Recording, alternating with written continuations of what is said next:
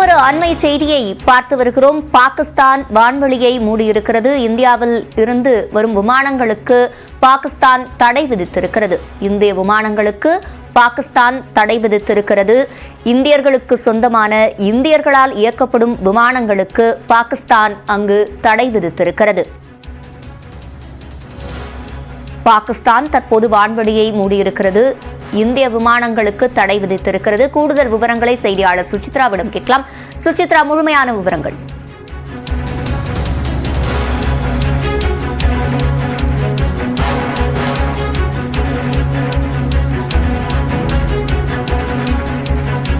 பாகிஸ்தான் தற்போது வான்வெளியை மூடியிருக்கிறது. இந்தியர்களுக்கு சொந்தமான இந்தியர்களால் இயக்கப்படும் விமானங்களுக்கு தடை விதித்திருக்கிறது. இது தொடர்பான கூடுதல் விவரங்களை செய்தியாளர் சுசித்ராவிடம் கேட்கலாம். சுசித்ரா, முழுமையான விவரங்கள்.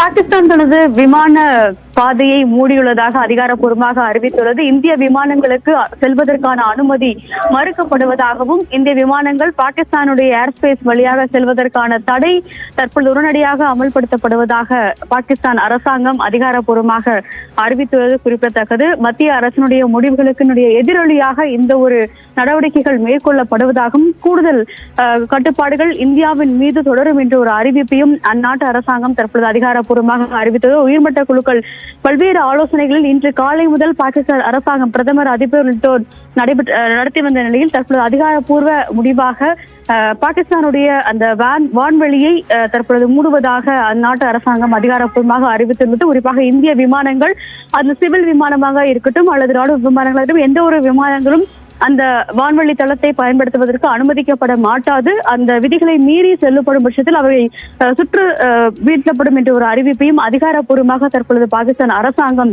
வெளியிட்டுள்ளது. சுசித்ரா, நீங்க இணைப்பிலேயே காத்திருங்க. தற்போது ஓய்வு பெற்ற ஏர் மார்ஷல் திரு மாதேஸ்வரன் நம்மோடு இணைப்பில் இருக்கிறார். அவரிடம் பேசலாம். வணக்கம் திரு மாதேஸ்வரன். வணக்கம், சொல்லுங்கம்மா. ஒருபுறம் இந்தியா தரப்புல இருந்து பாகிஸ்தானியர்களும் இந்தியர்களும் அவரவர் நாடுகளுக்கு திரும்ப ஆணை பிறப்பிக்கப்பட்டிருக்கிறது. இந்த சூழல்ல தான் பாகிஸ்தான் தன்னுடைய வான்வெளியை மூடியிருக்கிறது. எப்படி பார்க்கலாம் இதை? இந்த ரெஸ்பான்சஸ், கவுண்டர் ரெஸ்பான்சஸ் வரதான் செய்யும். அதனால நம்ம வாகா பார்டரை மூடியாச்சு. நம்ம இண்டஸ் வாட்டர் ட்ரீட்டியை சஸ்பெண்ட் பண்ணியாச்சு இப்போதைக்கு. அப்புறம் கிட்டத்தட்ட அவங்களுடைய எம்பசியை க்ளோஸ் பண்ணி அவங்க எல்லாத்தையும் வெக்கேட் பண்ண சொல்லியாச்சு கிட்டத்தட்ட.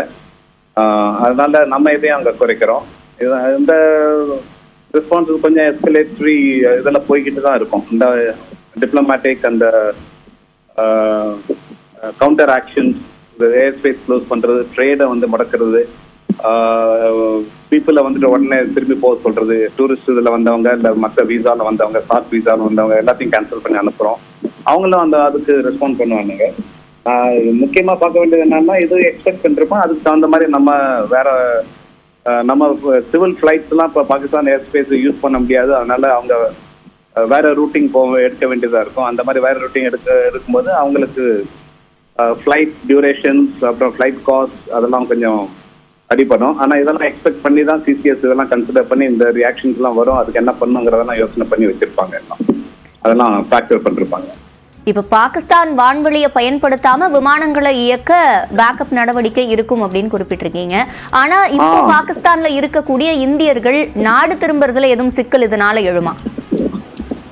அதெல்லாம் ஒன்றும் வராது. ஏன்னா மற்ற நாட்டு விமானங்கள்லாம் இருக்கும். அதெல்லாம் அதை எடுத்துட்டு வரலாம். நம்ம ஏர்லைன்ஸ் பெர்மிஷன் வித்ட்ரா பண்ணிட்டாங்கன்னா